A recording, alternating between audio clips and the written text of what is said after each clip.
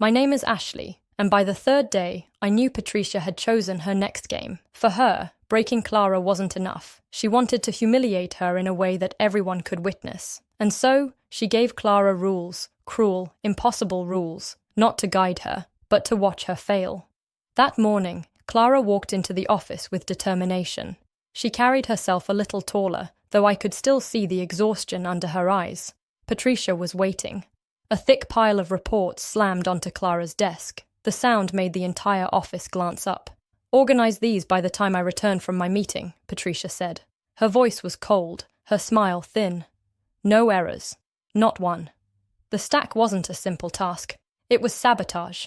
Hundreds of pages filled with codes, abbreviations, and terms Clara had never been trained for. Even a seasoned employee would need hours, maybe days. Clara's face paled, but she nodded quickly. "Yes, ma'am." The moment Patricia walked away, whispers filled the air. "She'll never finish. Watch, she'll break before lunch." People leaned over their screens, pretending to work but enjoying the show. The office buzzed again, whispers rising. To them, it was entertainment. To Clara, it was humiliation. But I saw something else too. Every failed test Patricia designed wasn't just breaking her, it was building a fire she didn't yet recognize. Clara bent over the reports, flipping through pages, her hands moving quickly but not confidently. She typed, stopped, erased, typed again. Her breathing grew shallow. From my desk, I could see her lips moving as she whispered the instructions to herself, trying to stay calm. Hours crawled by. Papers spread across her small desk, sticky notes covering her monitor. Sweat formed at her hairline, her hands trembling as she pressed keys. She wanted so badly to succeed, to prove she could do it. When Patricia returned, the reports were halfway done. Impressive for someone so new, but not enough for her cruel game. She glanced at the screen, then back at Clara. "Not finished? What a shame. I thought you said you could handle it."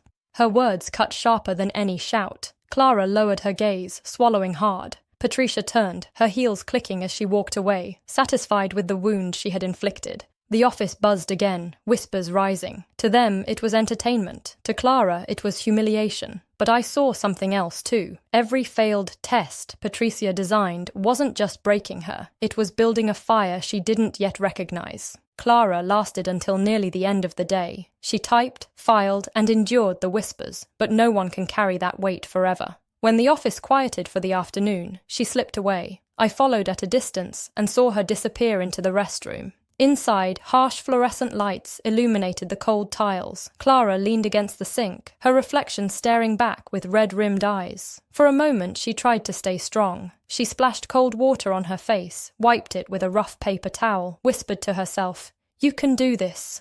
But the dam broke. She pressed her hands over her mouth, trying to muffle the sobs. Her shoulders shook violently. The pain of 2 days, the whispers, the smirks, the impossible tasks, finally collapsed on her. Through the thin door, she heard it. Laughter, colleagues standing in the hallway, their voices echoing. "Did you see her face when Patricia called her out?" one mocked. "She's pathetic," another added. Their words pierced the walls, cruel reminders that she was never safe, not even here. Clara slid down against the wall, knees pulled to her chest, silent tears falling. She wanted to disappear, to quit, to escape the humiliation. But something held her there, the tiny flame of defiance I'd seen before. Even as she cried, she whispered, "I won't let them win, I won't."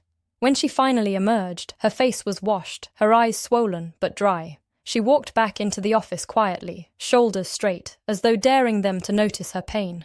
Few did. Most just went on, laughing, chatting, blind to the strength it took for her to return. That evening, when most had left, Clara stayed behind. She sat at her desk, papers scattered, the glow of the screen illuminating her tired face. I hesitated, then walked over. "You handled more today than most could," I said softly. Her head lifted, surprise flashing in her eyes. For a moment, she seemed unsure whether to trust my words.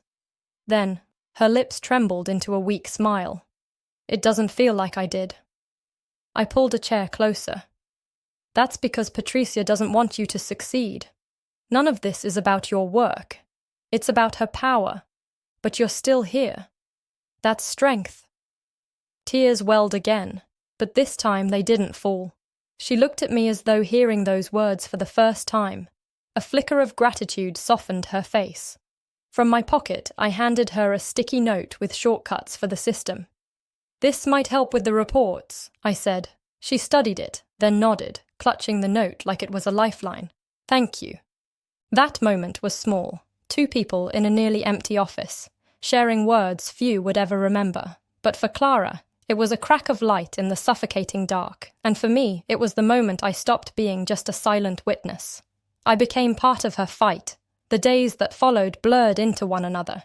Each morning, Patricia armed herself with new tasks designed to humiliate Clara. Reports piled higher, deadlines grew shorter, and rules became more absurd. "You can't leave until this is done. Redo everything. It's sloppy. Don't ask questions. Figure it out." Clara obeyed, her hands moving faster each day, her eyes burning from exhaustion. But she never quit. That endurance, that refusal to collapse, began to change the air in the office. Some colleagues continued mocking, sharing jokes, replaying the cruel video. But others grew quieter. They began to notice the persistence in Clara's silence, the quiet strength in her survival. Patricia, however, noticed too, and what she saw enraged her. Cruelty loses its taste when the victim doesn't collapse. That's when she began plotting something harsher, something more public. And I knew, watching from my corner, that the real war hadn't even begun.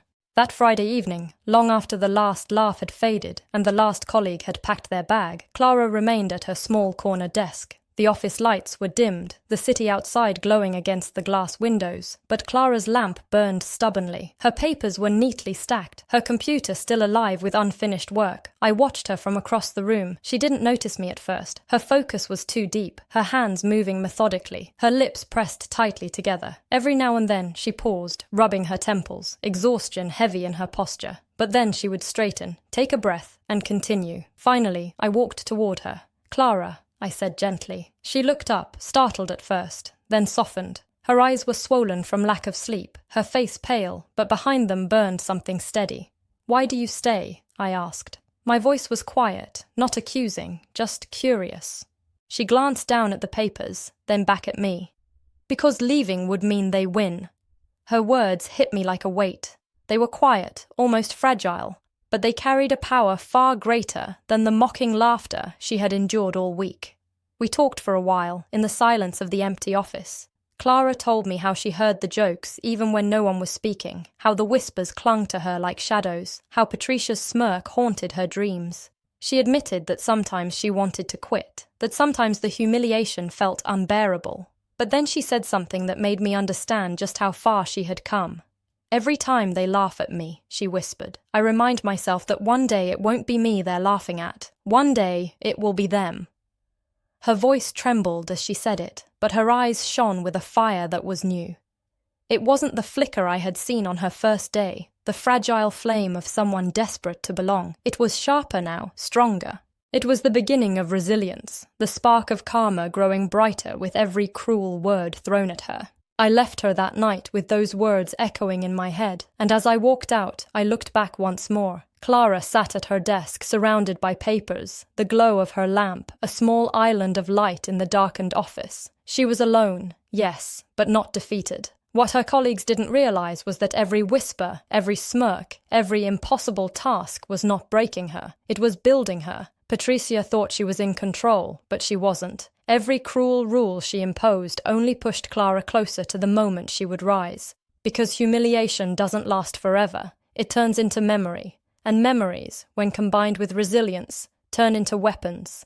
The next week would bring new challenges, new traps, new ways for Patricia to test Clara. But I already knew how the story would end, because I had seen it before, in others, in myself, in life. Cruelty always thinks it wins in the moment, but cruelty is blind. It doesn't see that every act of humiliation is also an act of preparation. And Clara was preparing. That spark inside her, the one I saw on the very first day, was no longer a fragile flicker. It was a flame now, small, yes, but steady. And flames, even the smallest ones, spread when given time. That was Clara's 3rd chapter. The week of cruel rules, silent tears, and the spark that refused to die. They thought they were watching her fail, but in truth, they were watching her rise. Have you ever endured something that felt unbearable, only to discover it made you stronger? Share your story in the comments. Subscribe for the next chapter, and remember, those who laugh today may cry tomorrow. Because karma always arrives, sometimes quietly, sometimes with fire, but always on time.